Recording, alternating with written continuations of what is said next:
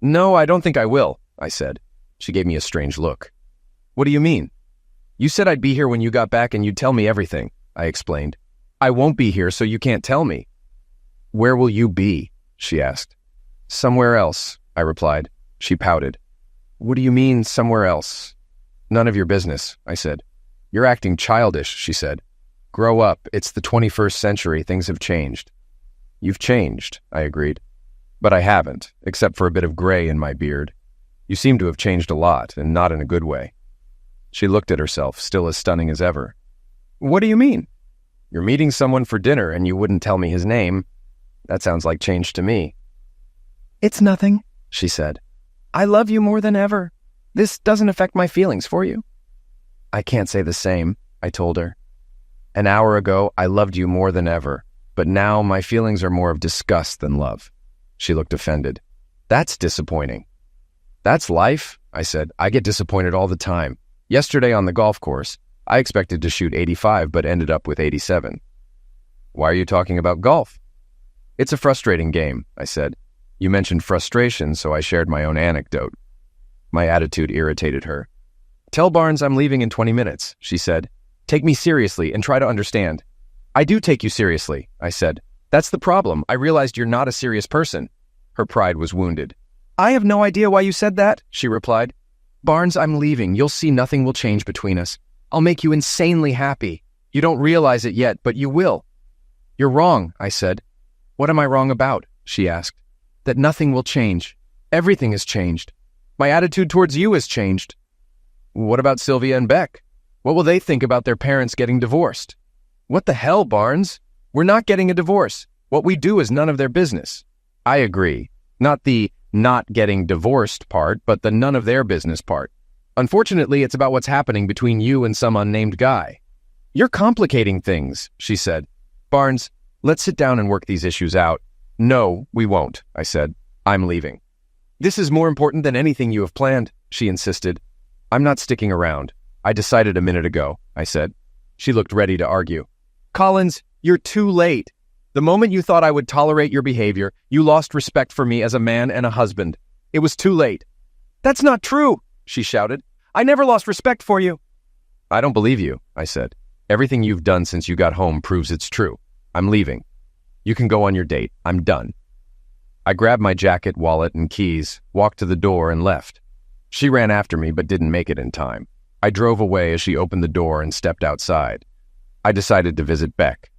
She lived about 4 miles away, so I messaged her. Wed Netflix and chill. She replied immediately. Want company? I asked. She sent me a heart. I'll make popcorn. When I arrived, she was already on the couch. Her dog, Davy, greeted me enthusiastically, nearly knocking me over with affection. Hey, buddy. I managed to stay on my feet and gave him a good scratch as he wriggled around, drooling on my pants and snoring with pleasure. It takes about 10 minutes to get to Beck's house. By the time I got to the couch, Beck had already poured me a glass of wine and put popcorn on my plate. I sipped my wine and looked at her. Not a word, she said. I like sweet wine. You don't. You're in my house. Deal with it. I laughed. Hey, I tried to raise you right. It's not my fault you lost your way. She wiped the lint off my pants, threw a plaid over my legs, and snuggled in. What's Mommy doing? She asked. I'm not sure, I said. She gave me a puzzled look. That's weird. Yes, I agree. What's up, Dad? What do you mean you're not sure? When I got home from work, she said she was going on a date. I told her I disagreed. She said she would cancel it and we would talk. I decided I was done discussing it and left. So I don't know if she's on a date or at home waiting to talk. She stared at me, shocked. What the hell, Daddy? What do you mean by date? Beck, I'm as shocked as you are. She told me she was going on a date with a man but didn't say who and expected me to just be okay with it. Dad, is this a joke? Are you sure you got it right? I wish it was a joke. I don't know what's going on, I said. I'll call her, she said. Collins answered, and the conversation from Beck's side was interesting. Beck didn't mince words. Where are you, Mom? With who? You just lied to me. Dad's sitting right here. You lied. What the hell is wrong with you? My mother just lied to me. Don't call me. Don't come here. When and if I want to talk to you, I'll do it. She ended the call. We sat silently for a few minutes. I didn't know what to say. I hugged her as she started to shiver and then sobbed into my chest. She lied to me, Dad. She told me she was with you at the restaurant. She lied. I know, sweetheart. It's going to be okay. Please don't cry, Beck. How is everything going to be okay? She sat up, her sad tears turning to angry ones. My own mother just lied to me. She's on a date. Daddy, what are you going to do? I have no idea, I said. Beck, I'm floundering here. I came to chat with you to get my thoughts in order. I should have thought you'd ask me. I'm sorry, it's not your fault. She grabbed tissues, wiped her eyes, and blew her nose.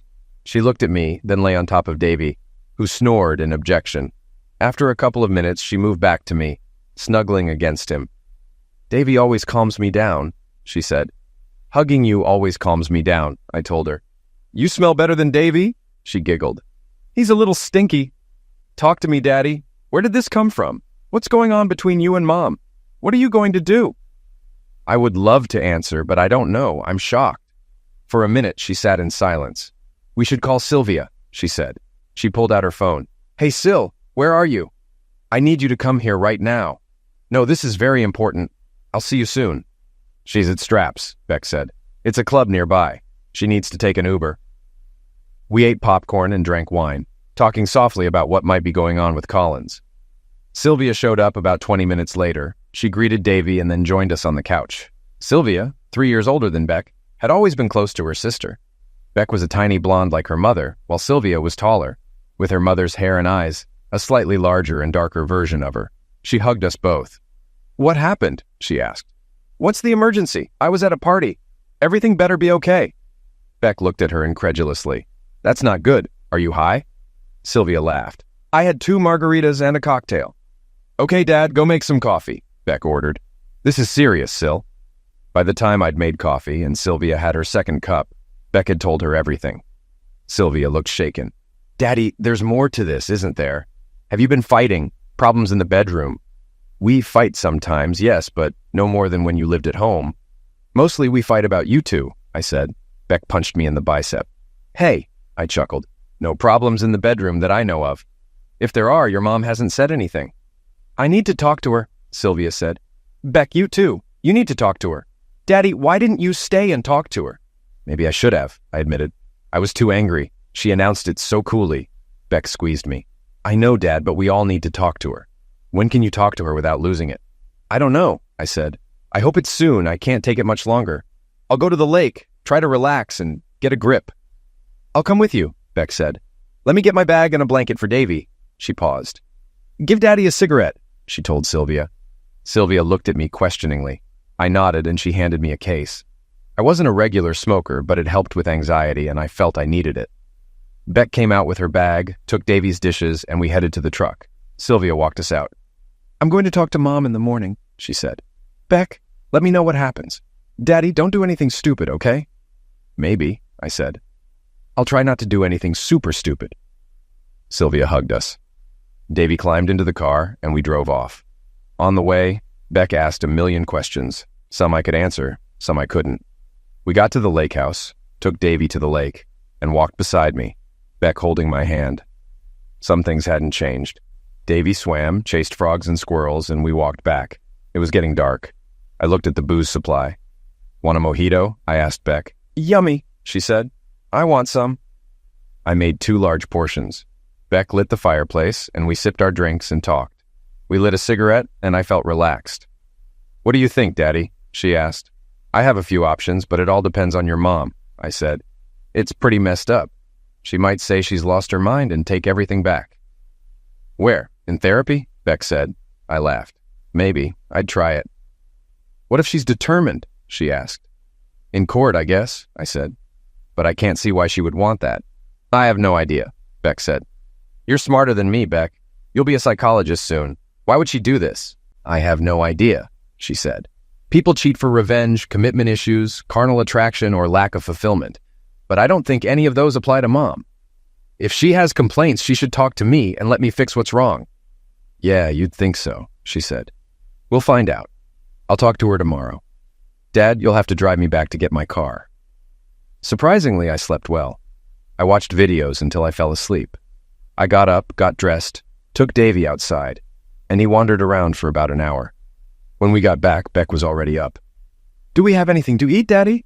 She asked. Not really, honey. We had to stop on the way here. It's all right, she said. You can take me out to breakfast. I want French toast at Gailey's.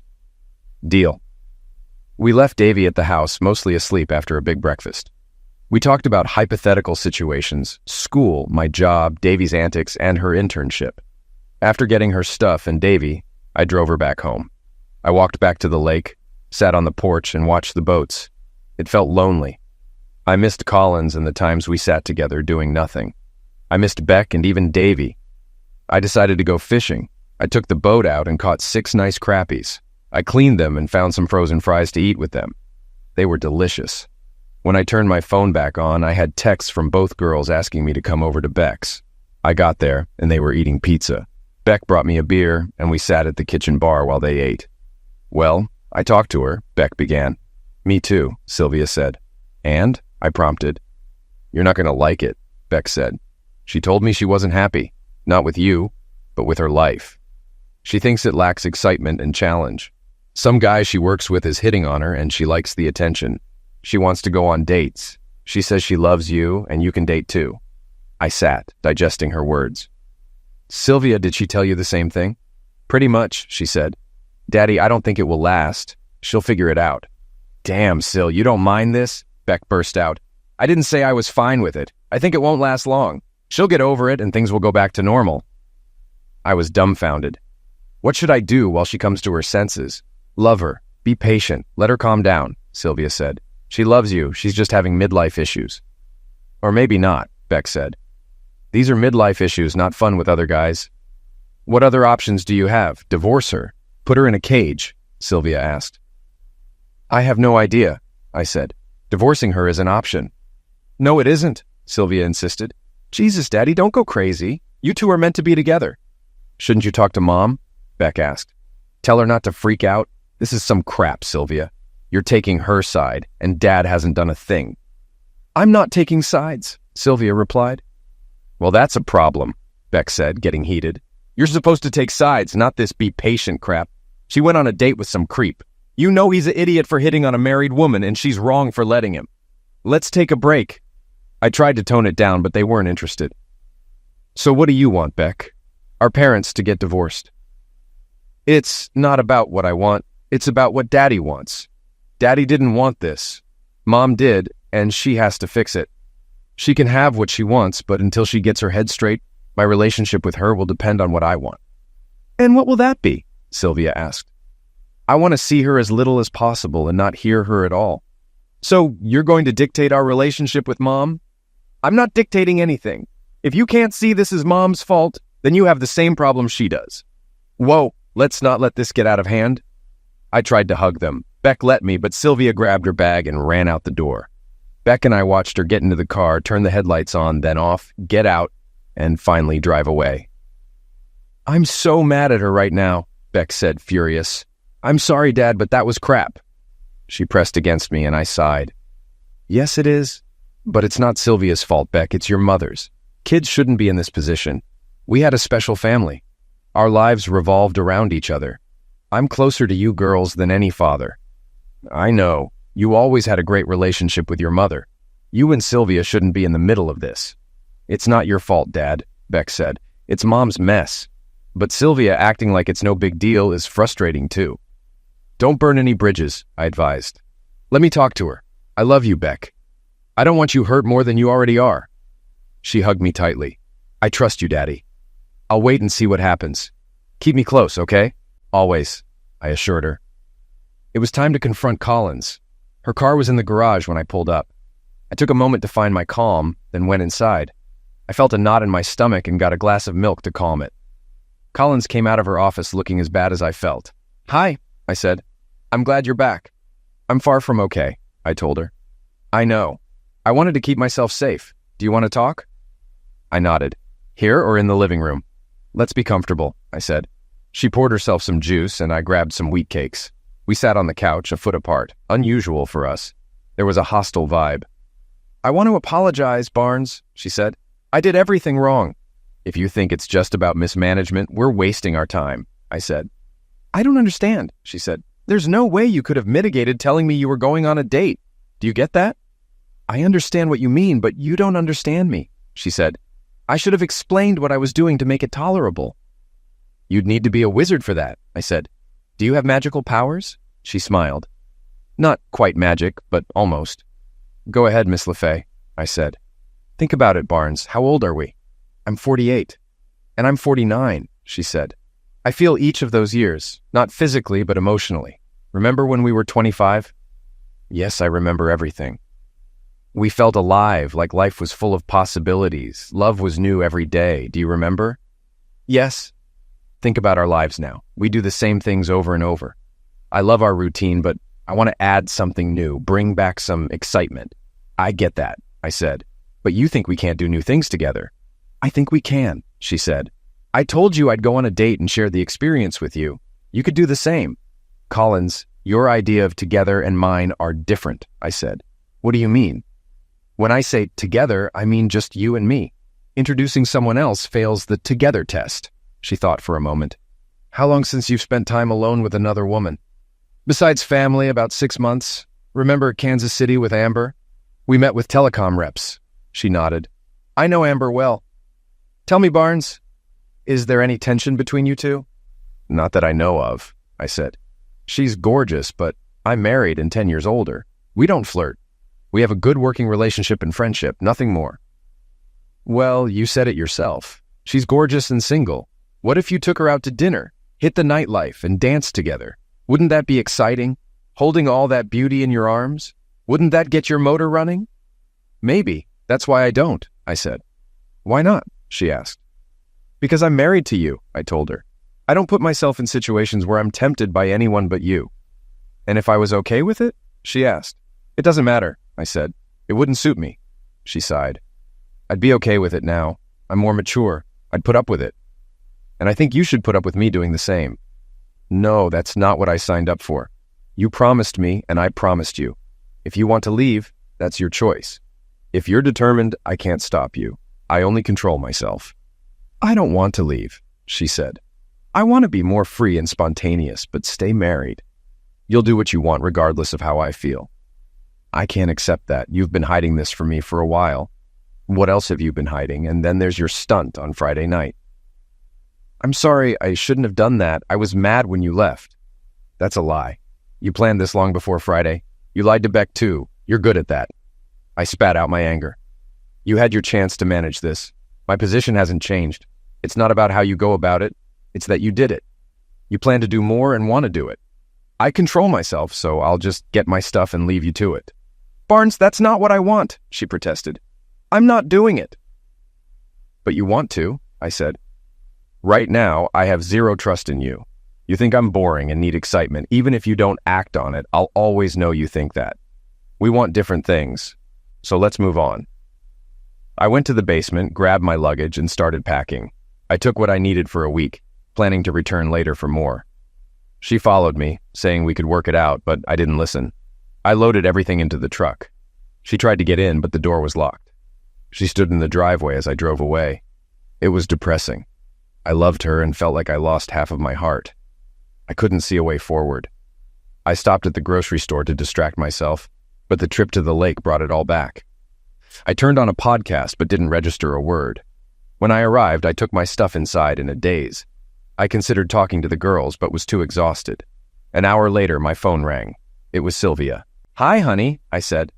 Where are you, Daddy? She asked. I'm at the lake. Where are you? I'm at your house. Mom called and asked me to come over. I got a call from Beck. Hold on, it's Beck. I'll call you back. I answered Beck and told her I'd call her back. Then I called Sylvia back. I'm glad you're with your mom. She's in total distress, Dad. You should be here with her, not me. I know. Sylvia, this is difficult. Do you want to talk about it over the phone? She was quiet for a minute. No, I guess not. Are you coming back? No, I'm not. I'll explain when I see you. It's not good, but I guess it is what it is, she said. I have to work. I can't stay here long. I'll stay tonight, but I'm really busy at work. I don't know about tomorrow. Your mom works too. That's not your concern. You do what you need to do. Your mom and I are adults. She snorted, clearly very upset. I'm so sorry, Sylvia. I know this is hard for you. I love you. You're my first child, and you'll always be special to me. She gasped. I love you too, Daddy. Bye. I composed myself and called back. Hi, honey. Are you okay, Daddy? She asked. I will be. Are you okay? Same here, she said. I guess you're at the lake? Yes. Want to come outside? I'll tell you what happened. I'm packed, she said. All my classes this week are online, but I have to work on Wednesday and Thursday. Can I stay the week? You don't have to ask. I'll spend every second with you, I told her. I know. I'll be there in an hour. I've got dinner ready, I said. While putting food out, I heard the sliding door open and Davy's claws clicking. He was sniffing the food, so I gave him some love and the fat I trimmed off the pork chops. As I washed my hands, Beck hugged me from behind. I hugged her back. It smells good, she said. No, Davy. She wiped his mouth and settled him down. We started eating. I think it didn't go well, she said. No, she had lots of explanations. It boiled down to her being bored and wanting to feel young again. Fine, she rolled her eyes. If you were seeing Mom as a client, what would you say is wrong with her? I wouldn't consider her a client, but if someone came to me with her story, I'd say they're depressed, facing a transition. There's no such thing as a midlife crisis. I thought it was real. It's not a diagnosis. It's a transitional period. Some people feel their mortality and start doing stupid things to maintain the illusion they're immortal. Wow, who would have thought? My baby is so smart. She smiled. Yes, I am. Don't forget it. Do you think she should see a therapist? I'll tell her, but I won't get involved. I understand. I'm sorry you're caught up in this. It's not your fault, she said. I feel bad for you too. We'll get through this. Yeah, we have no other choice. Sylvia arrived Tuesday night. Beck made potato salad and I grilled hamburgers. We ate on the porch. Dad, Mom's a mess, Sylvia said. Yeah, pretty much. What are you going to do? She asked. She wants you to come home. She promised to forget about all this. She sees the damage she's done and is sorry. I'm sure she is, in a way. What do you mean, in a way? It's hard to explain. I need a minute. Girls, want a drink? What do you have? Sylvia asked. I've got stuff for Palomas. Yum, Beck said. I want some. Sylvia did too, so I mixed the drinks and gathered my thoughts. We got comfortable, and I was as ready as I could be. Sylvia, are you still dating that guy? Dickweed? Beck teased. Sylvia laughed. No, I realized he's an idiot. I have a new boyfriend named Richard. Oh my God, they laughed hysterically. I tried again. Well, suppose Richard told you that you were boring. How would you feel? Not good. I'm not boring. No, you're not. But if he feels that way, can you argue with his feelings? I see what you mean, she said. Beck, you don't like raisins. Sylvia, you don't like coconut. That's how you feel. Would you feel differently if I told you you did?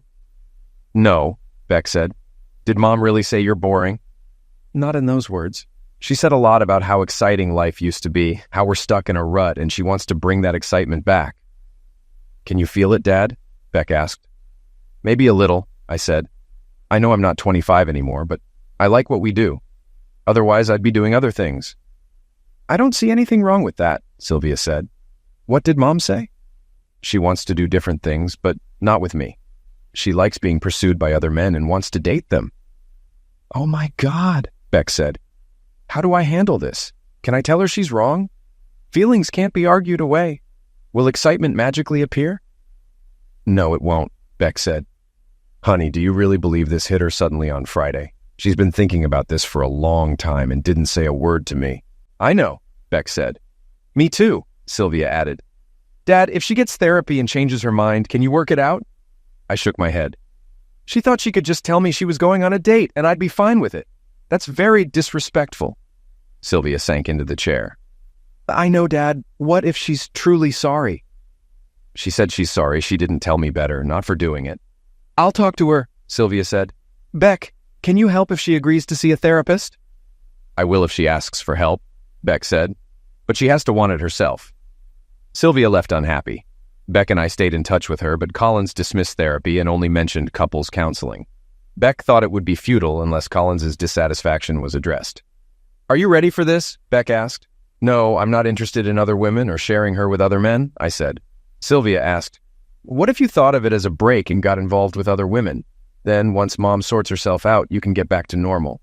May I asked. What if in a few years she feels bored again? Besides, I don't know any hot chicks, even if I wanted to, and none are waiting outside. They both laughed. You look good for your age, Sylvia said. If you were looking, you'd have no trouble. I'm not interested, I said. No, Sylvia, I just can't. Are you disappointed? In a way, yes, She said. I hate it when you and Mom aren't together, but I respect you for knowing yourself and sticking to your morals. Thank you. After 2 months with no change, I filed for divorce. Collins called immediately. This has gone too far, Barnes. Are you divorcing me? You have no reason to. What are you going to tell the judge? I don't have to tell him anything. That's the definition of a no-fault divorce. What will you tell others? We had a disagreement and you divorced me. I won't tell them anything. It's none of their business. I'll be there. We need to talk before it's too late. Do you want me to make dinner Friday night? Yes, that would be perfect. I was finishing dinner when I heard the door open. It bothered me that she just walked in. We both owned the lake house, but I didn't go to our house in town when she was there. I only got my stuff when she was at work. She looked as good as ever, still making my pulse race despite my wariness. She tossed her purse on the chair and walked over. She wanted to hug and kiss me. I managed the hug, but the kiss was too much. She looked hurt, but so was I, for good reason. What can I do for you? She asked. Everything's ready. If you want, you can set the table while I get the dishes. We laid out the food, poured the wine, and she started, I don't want a divorce, Barnes. Why not? I asked. Because I love you and want to spend our lives together, she said. But why? You've been unhappy, remember? I never said I wasn't happy, she said. You expressed your displeasure clearly enough. You misunderstand me. I'm quite satisfied. I just wanted to add to our satisfaction. By dating other men. That made me uncomfortable. The simple answer is divorce. You can have fun with other men and I won't be displeased. I don't understand. I want to stay married and have fun with other men. That's not what I want. I don't want to be married to someone who wants to date other men. We finished dinner and moved to the couch. So that's it? She asked. Even though I love you and chose you, you don't want to be married to me? Yes, Collins. That's right. Look at me, Barnes, she said. She climbed into my lap, kissing me passionately. For a moment, I was lost in the sensations. But then I stopped responding. She slowed and stopped. What happened? She asked. Have you met anyone? I asked. I already knew the answer. Yes, Barnes. Are you going on a date? Probably, I said. I like being married. I don't think it's boring. Could I be one of those women you're dating? Maybe, but I don't feel the same way about you. Maybe I'll stop being angry, but I wouldn't hold my breath. She got up, picked up her purse. Let me know if you change your mind, she said, and left. The divorce was in court, and her attorney asked for counseling. The judge explained he had to schedule it if one party requested it. I'm not doing this, I told my lawyer. Figure it out. I can't. It's the law. What if we withdraw the divorce petition? Will he still order it? He was stunned. No, I don't think he could. Is that what you want? Yes, do it, I said. This surprised everyone, and Collins looked smug. After the proceedings, I told her, I won't be forced to do anything. Until you're done with this, don't contact me. I'll never speak to you again if that's what you want. Her jaw dropped, and I walked away. She tried to talk to me for 2 months, even through Sylvia. Beck's relationship with her mother deteriorated, causing tension between Beck and Sylvia. Collins tried to come to the lake house, but I changed the locks. She even came to my work, and I had to kick her out. After 2 months, she gave up and told Sylvia she would no longer seek counseling if I wanted to sue. We did, went to the same judge, and the divorce was uncontested. She kept the house in town, and I got the lake house. The property was equitably distributed. She kept her business, and I kept mine. No spousal support, and we both kept our pensions. The usual divorce proceedings, boring, tedious, and annoying. I started buying businesses and quickly retired. I fished, learned to water ski, and spent all summer on the boat with the girls. By October, I applied for a visa to become a resident of Mexico.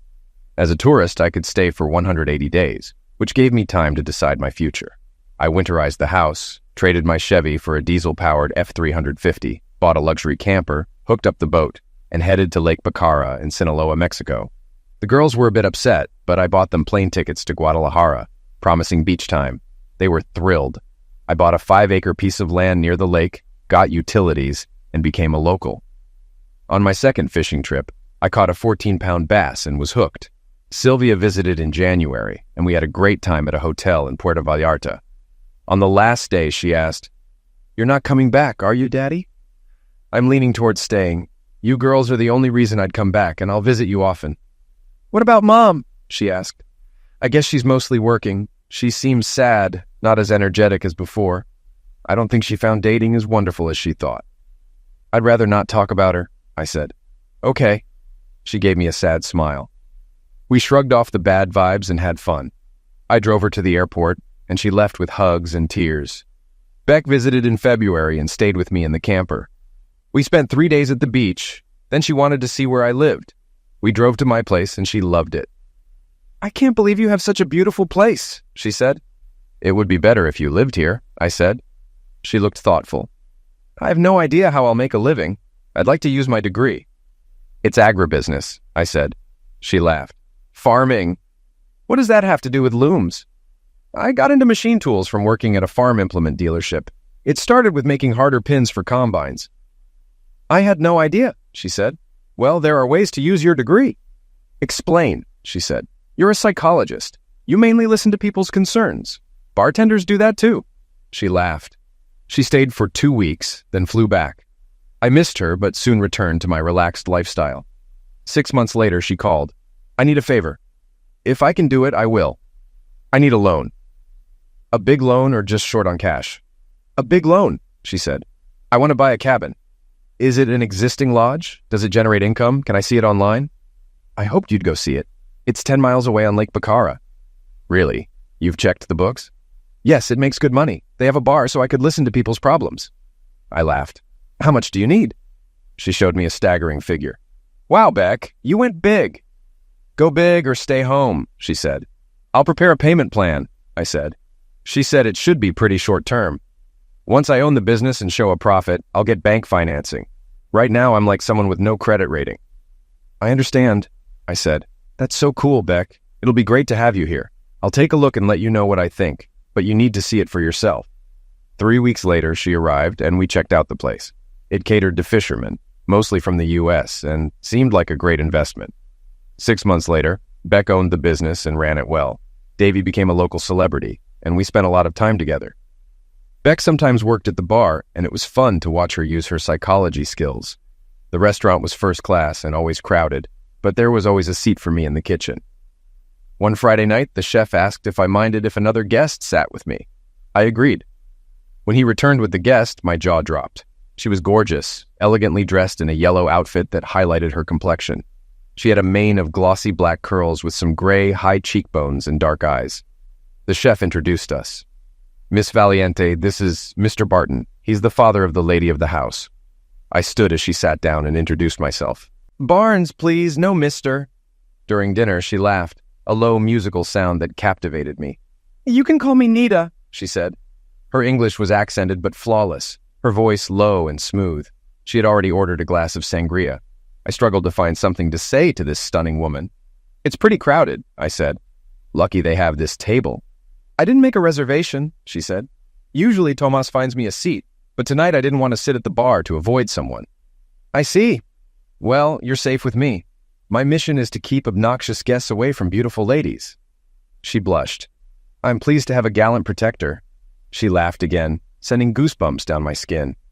Do you dine here often? Yes. Like Thomas said, my daughter owns this place, and even though I can cook, I prefer coming here. Ah, sweet Beck, she said. I like her a lot. We're becoming friends. That's good to hear. Do you live nearby? I have a house on the Sinaloa River and also in Las Mocas. I'm pretty mobile, Nita. I have 5 acres nearby with a couple of buildings, a truck, and a camper. I like that I can go anywhere. You recently moved here from the U.S., like Beck? I've been here about a year. Beck visited, fell in love with the place, and bought this cabin. What brings you here? Fishing at first, I explained. I sold my business in the States and wanted to travel. What kind of business did you have? She asked. Then she hesitated. I apologize. It's none of my business. I laughed. No need to apologize. I made parts for companies like Caterpillar and John Deere. Ah, the industrial tycoon, she said with a brilliant smile. Not likely, but I've been retired for a long time. But you are so young. I was lucky, if retiring at 49 is considered lucky. I'm not retired, she said.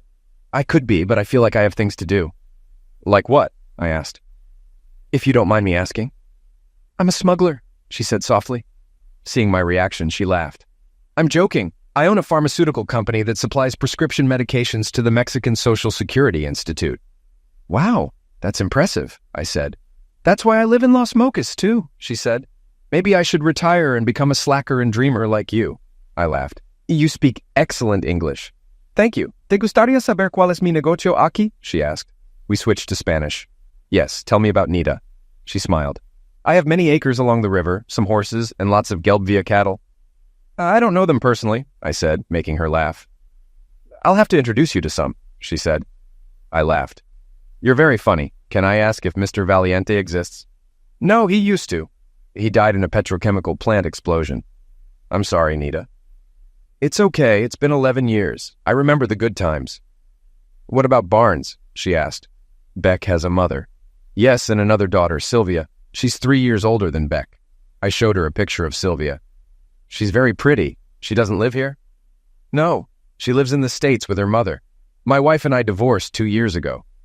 Is that a sore subject? It was, but less so now. We wanted different things. She wanted an open marriage, and I didn't. I'm sorry to hear that. That's life. Say, Nita, can I take you to dinner next weekend? I'd love to, but I have to be in Las Mocas until next Tuesday. How about the Friday after? Sounds great. Can I get your number? Sure, she said, entering her number in my phone. Maybe when you pick me up, I'll introduce you to some cattle. She giggled. I walked her to her car, a new silver BMW Z4. She kissed me on the cheek, and it felt electric. You were a charming dinner companion, Barnes, she said. Thank you for letting me join you. The pleasure was all mine. I can't wait for our dinner. You have my number. Call me in the late afternoon. I will, I promised. I closed her door and watched her drive away. She was exquisite, and she was going out with me. I felt high when I went to say goodnight to Beck. She was excited. Did you like her? Isn't she amazing? Did you ask her out? You set me up, I said. Yes, I did. She's perfect for you. Did she agree? Yes, next Friday. But I need transportation other than the truck. You can use my car. Thanks, Beck. I'll need my own soon. The next day I texted Nita.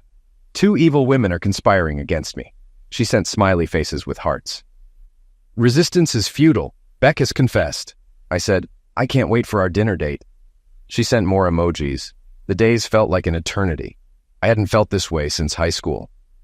I wrote to Nita daily, and she replied 2 or 3 times, sometimes skipping a day. Twice, we talked on the phone. Talking to her was a new experience. She switched between Spanish and English, telling me about her day. It felt like we'd been friends forever. When she got back, she called, and the excitement grew. I drove Beck's car instead of the truck for our first date.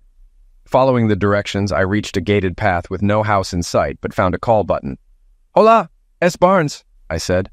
Nita's voice replied, laughing. Luis, tu acompañante ha llegado. The gate opened, and I drove down a long driveway to a huge mansion on a cliff with a stunning river view. A young girl opened the door. She was gorgeous, about 12 or 13, and introduced herself as Pia, Nita's daughter. Pleased to meet you, Pia, I said in Spanish. You look a lot like your mother. Do you speak English? Yes, I speak English, Spanish, and French, she said, blushing. I know English better than French. I'm sure you're good at all of them. I want to take your mom out to dinner. Is that okay with you? She gave me a critical look. Yes, you are very charming for an older man. I laughed. You're a flatterer, and I'm not old. She giggled. You must love Beck a lot. Same here, I said, taking her hand. She led me into a large open space. This is Zanetta, she introduced the older woman. She takes care of me in the house when Mom's not here. Would you like a drink while we wait? What do you suggest? I asked. I drink lemonade. We also have juices and adult beverages. Lemonade sounds delicious. And just call me Barnes. Okay, just Barnes, she said, eyes flashing with laughter. She poured lemonade, and we carried the glasses to the living room, with its sliding glass doors opening to a porch and a mahogany deck overlooking the river and valley. I like it here, Pia said. Let's sit and talk. Your mom never mentioned you, I said. Maybe she's embarrassed to have such an impressive daughter. She doesn't tell anyone about me for fear they'll like me more than her, Pia joked. We laughed as Zanetta brought more lemonade. Thank you, Zanetta, we said together, making Pia giggle again. You steal other people's thoughts, she said. Everyone around me wears tinfoil hats, I joked. We might have some. Should I warn my mom? No, I need to know what she's thinking to make her happy. It's a good plan, she said. This is my first date in years, I said. I need any advantage I can get. Will your mom be ready soon? She likes to make an entrance. She'll be down soon. Thank you, Pia. I heard Nita's voice, low and husky, and turned to see her descending the stairs. She was breathtaking in a simple, elegant white linen dress with a lace at the neckline, sleeveless, and tan platform sandals. She wore a wide-brimmed white hat and posed to impress. See? Pia brought me out of my stupor. You're very pretty, Mom. Don't you agree, Barnes? I cleared my throat. Yes, Nita, you're gorgeous. She smiled. I see you've met the pre-call. Yes, and it was a pleasure, Pia. I hope to see you often. You are a charming lady. I finished my lemonade and walked over to Nita. You never mentioned this little beauty. I wanted her to be a surprise. I know you love your daughters, and I wanted you to love mine. She's my life, Barnes. Yes, I can see that. We went to a nearby restaurant with a lively atmosphere. The food and music were great, and I danced with Nita, who was an amazing dancer. Holding her during a slow dance was unforgettable. The drive back to her place was a blur of happiness. At her door, she kissed me, and it was electrifying. Before I left, she invited me to bring Beck and spend a day with her and Pia the following Saturday. Sylvia called me Tuesday afternoon. Dad, when can I hang out with you and Beck? How about 8 tonight? We're having dinner at Beck's. Great. Could you ask her and send me a snap? Sure. Is something wrong? No, I just need to talk to you. I always need to talk to you too. Love you, Sylvia. Love you, Daddy. Beck was fine with it, and we were in her living room when Sylvia called. After the usual conversation, she said, Dad, Beck, I hate living here without you. I'm tired of dating idiots, hate my job, and Mom makes me miserable. I want to move there. Really? Beck was excited. That would be amazing. Sylvia, can you get a job? I think I've already found one. I'm buying the travel agency that books cabins on the lake, including yours, Beck. Wow, you've really planned this, I said. Sylvia, we'd love to have you here. Are you sure? Positive. I wanted to talk to you first in case you didn't want me. She sobbed, breaking my heart. Sylvia, I'm sorry I made you doubt that. I love you and I'll always want you in my life. Me too, Syl. You're my big sister. Remember when you spanked Jamie Myers for picking on me? She giggled. Yes, I did. He was a creep. When do you think you'll move? It might take a month or two, but I've already started. It's exciting. I can't wait, Beck said. We talked for another hour. That night in the camper, I reflected on how great my life was. Beck had moved in, I met Nita, and now Sylvia was moving in too. Things couldn't be better.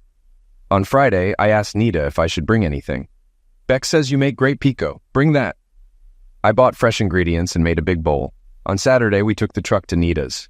I wondered what Nita and Pia would think of it. They clearly weren't poor, and I wasn't either, but I liked my choice of living simply. Would they think I was a tramp? We'd find out. Pia ran out as we arrived and hugged Beck, then hugged me. We're going to the river. Mommy made everything for the taco feast. Yum, Beck said.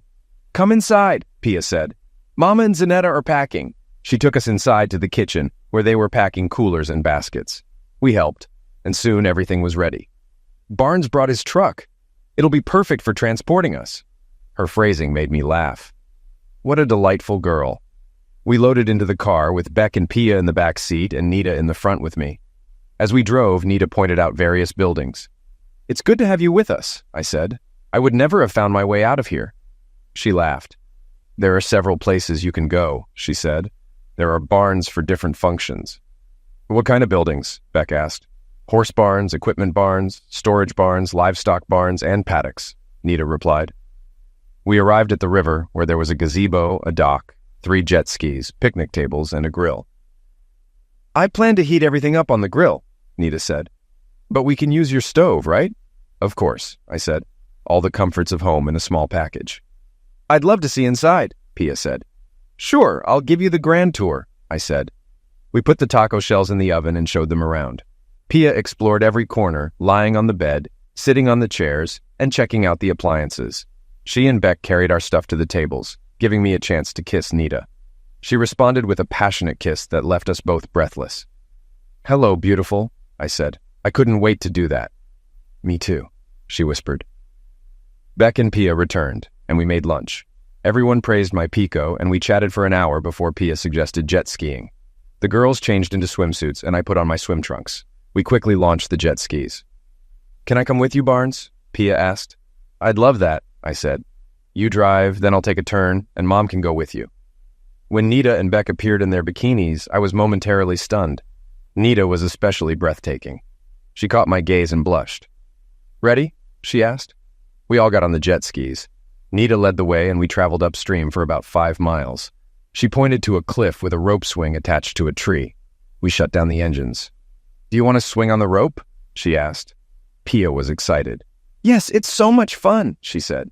You'll swing high above the river and drop into deep water. I decided to give it a try. Nita held the jet ski as we climbed to the top of the cliff. Who wants to go first? I asked. Beck should go, Pia decided. Beck grabbed the rope and swung across the river, falling into the water and resurfacing with a big smile. Oh my God, Daddy! That was amazing. You have to try. Pia went next, flipping through the air and swimming back like an otter. Nita followed gracefully. Then it was my turn. The height was intimidating, but I forced myself to jump. The swing was exhilarating, and I plunged into the cool water. It was fun. Nita and I watched as Beck and Pia took 3 more turns. Pia then decided she wanted to drive. We drove back, lifted the jet skis out of the water, and sat in the sun with cool drinks. As evening approached, we packed up and headed back to the house. We thanked them for a wonderful day, and I stayed for dinner. How are you feeling, Daddy? Beck asked. Pretty good. A little tired. Sun and water can really wear you out. That's not what I meant. I mean about Nita and Pia. Pia is a little doll. It's impossible not to like her. And Nita, well, I've developed feelings I never knew I had. She makes me happy just being around her. She's beautiful, warm, funny, smart, a great mom, and independent. She's everything a man could want. I know. She seems to like you too. She told me she thinks you might be the one. There can only be one, I said. She laughed. Just don't screw it up. I put a lot of effort into this. I'll do my best. Thanks, Beck. Now, you need to focus on finding love too. I will. I've been busy with work, but my eyes are open. I hugged Beck and drove home. Nita and I started seeing each other 2 or 3 times a week. Sometimes I took Pia fishing or water skiing when Nita was away on business. I fell in love with Pia as if she were my own daughter. After 4 months, I was completely in love with Nita. When we were together, I was the happiest I had ever been. When apart, I constantly thought about her and dreamed of her. We texted all the time, and she sent me pictures on Snapchat. We kissed at the end of every date, and I wanted her in every way. I was careful, as she was special to me. Beck and Sylvia loved her too. The 4 of them, Nita, Pia, Beck, and Sylvia, often spent time together, with or without me. One Monday, I called Nita and asked if she'd like to go to Tulum for the weekend. She called back immediately, excited. Really? I've never been there, but I've heard it's beautiful and has Mayan ruins. She was in Los Mocas, and I suggested flying from there. What about Pia? She asked. Is it just for us, or do you have a plan for her? I was planning on taking her and seeing if Beck and Sylvia could come too. A family celebration. She was silent for a moment. Barnes, I'm very touched that you consider Pia and me family. I'll be glad of that. And I hope Sylvia and Beck can come too. They feel like my daughters. They love you and Pia very much, I said. Do you love me very much? She asked. I paused, then said, Nita, I want to tell you everything in person. Yes, I understand. Sorry for asking over the phone. We'll talk in Tulum. I laughed. I checked the flights. One leaves at 3 in the afternoon. Will you be ready? I'll arrange it, she said. Drive carefully with my daughters. Sylvia and Beck could go, and Pia was thrilled. We set off on the drive with Pia as our DJ. We took turns picking songs, teasing each other about our choices. We picked up Nita and headed to the airport. The flight was smooth, and Tulum was as beautiful as Sylvia had promised. Our hotel was luxurious and on the beach. On Saturday, we enjoyed the beach and the blue water. In the evening, we went to an open-air restaurant. Beck and Sylvia took Pia to a beach party and informed us she'd stay in their room that night. Nita and I were left alone. We walked back to the hotel, and I pulled her tightly against me. Well, that wasn't suspicious at all. I think we were set up, Nita. She laughed. I think you're right. Do you mind, Barnes? Not at all, I said. I love it. As long as you do, I'm happy, she said. I took her to my room, made drinks, and we sat on the couch with her snuggled up against me. Nita, you asked if I love you. I want you to know I love you more than I ever imagined. Since the moment we met, I think of nothing but you. You fill my heart, mind, and life. I love you so much. She looked into my eyes, her deep, almost black eyes full of emotion. "That makes me very happy," she said. "I love you, Barnes. After Emiliano died, I didn't think I could love again. But now I have you, and you own my heart. My heart belongs to you. I want to give you all of me." "Oh my God, Nita. I wanted this since I first saw you," I said. "You're the most gorgeous woman I've ever met." "I'm not afraid," she said. "The only thing scary would be if you didn't love or want me. I'd have to be crazy not to love and want you. Don't ever doubt it. You're the most desirable woman I've ever seen," she chuckled. "I don't need thousands of men, just one." After that, we made love and went to bed. I woke to the sun streaming through the curtain and Nita sleeping in my arms. She looked so beautiful, calm, and peaceful. As we dozed, there was a knock on the door. "Come back with a warrant," I shouted. It was Beck. I put on my robe, and Nita pulled the blanket over herself. Beck, Sylvia, and Pia rushed in with a cart full of breakfast. Beck and Sylvia jumped on the bed with Nita, laughing and talking. Pia sat on my lap, her midnight hair swirling around us. "You love her, don't you?" Pia asked. "I love you, and I love her too," I said, hugging her tightly. "I want to be your daughter like Beck and Sylvia," she said. Tears of happiness rolled down my cheeks. "I'm honored you feel this way," I said. "I'll try my best to be everything you need." "Are you marrying Mom?" she asked. "So we can be a real family." "There's nothing I want more," I said, "but I need to talk to your mom first. Just the two of us, and I'm not ready right now." I leaned in and whispered, "I don't have a ring." I understand." We had breakfast and then hurried to catch the shuttle to the Mayan ruins. The sight was awe-inspiring, made even more special by having Nita and Pia with me. We flew back Monday morning, tired but happy. We dropped Nita off, and I took the girls ring shopping. We found a jeweler from the Nahuatl tribe with a large collection of stones. We chose a red-orange fire opal surrounded by 4 small diamonds. The jeweler said he could make it in 2 weeks and send it to me. I told Nita I wanted to go back to the gazebo by the river. She seemed to know what it was about, but just told me to come. Pia was excited and had to retreat to her room to avoid giving it away. In the gazebo, I knelt down and Nita's hand went to her mouth. "Nita, I'm not good at speeches, but I love you with all my heart. I don't want to live without you and Pia in my life. Will you marry me? I'll do everything to make sure you never regret it." I opened the box and she held out her hand. I put the ring on and she said, "Yes, Barnes, I want to be your wife. I want to love you always." She admired the ring. "I can't believe you got a fire opal, my favorite stone." "A little birdie told me," I said. "I think I know that bird," she said, tears of happiness in her eyes. When we got back to the house, Pia was already waiting and ran between us in excitement. "I can't believe it! You're going to be my father, Barnes!" She burst into tears. I knelt down and hugged her. "I thought this would make you happy, baby girl." She pressed against me. "Yeah, I was hoping. I thought we'd never find anyone." "You found me," I told her. "I'll never let you go, Pia." She clung to me and sobbed for a few minutes. "It's such a fire," she said. I laughed. "You've been hanging out with Beck too much. You're starting to sound like her." She chuckled. "She's teaching me lots of good words." We set the wedding date for December 5th. When Nita walked down the aisle in gold, I was the happiest person in the world. She said she had worn white before and wanted to break tradition. I moved in with her, but we kept the camper for vacations. I removed it from the truck, which we used for its intended purpose. I had never been happier. The only hiccup came in our second year when Sylvia said she needed to talk. We were sitting on the deck when she said, "Mom wants to visit." I sighed. "I guess it was bound to happen. When is she coming?" "For Christmas," she said. "Sylvia, what do you want, dear?" I asked. She hesitated. "I wanted to spend Christmas here with you and Beck. Now I have to spend part of it with Mom. Beck doesn't want to, so I'll stay with her. I still love Mom, Dad. I'm sorry if this disappoints you, but I remember all the good things." I hugged her. "I'm not disappointed. I'm proud of you. It's going to be okay. You can still spend time here. Tell your mom you already have plans for Christmas dinner. She'll have to deal with it. It's her fault, not yours." "It's hard," she said. "I just wanted you to know." "What if she wants to talk to you, to see you?" "Let me talk to Nita," I said. "She's smarter than me. Let's see what she says." Sylvia spent the rest of the day with me and Pia, and we had dinner together before she left. When Nita returned from Las Mocas, I told her about Sylvia's visit.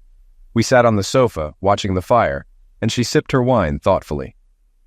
"What do you think of meeting her, Barnes?" she asked. I suppose it was inevitable. She's the girl's mother. I don't have any special feelings for her. I loved her for years, but she ruined it all. The good times are overshadowed by the way it ended.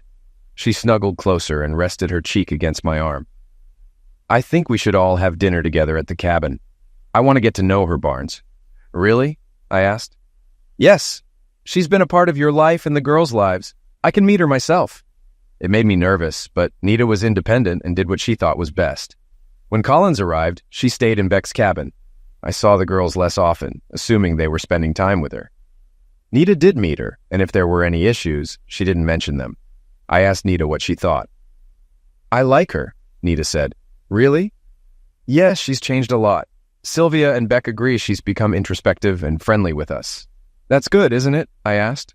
"I think so. We talked about you." "God, I hope you weren't listening," I said. She laughed. "She only said good things about you." I snorted. "I'll just argue." She smiled. "She didn't admire your stubbornness, of course." "Right," I said. "But you're still here with me." "Absolutely. I adore you, Barnes. That's never going to change." Pia came in and snuggled with us, and I hugged my two girls. 2 days before Christmas, it rained heavily, causing the river to rise. We had to save the dock, carrying it up 3 times overnight.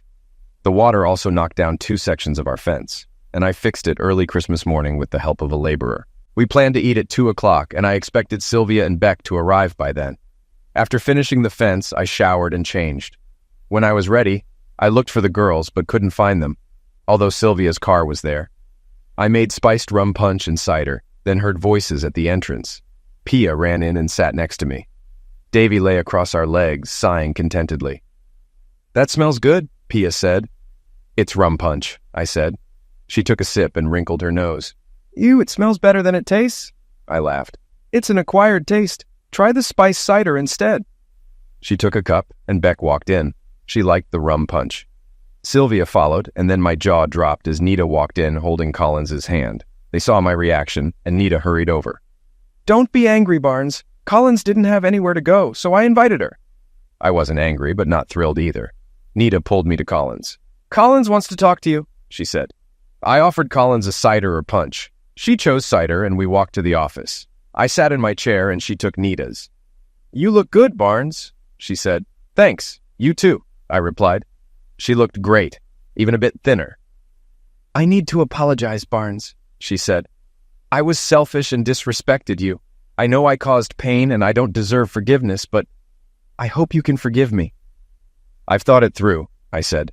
"There were consequences, but one of them was releasing me to find what I have now. I was bitter and resentful, but now I'm not."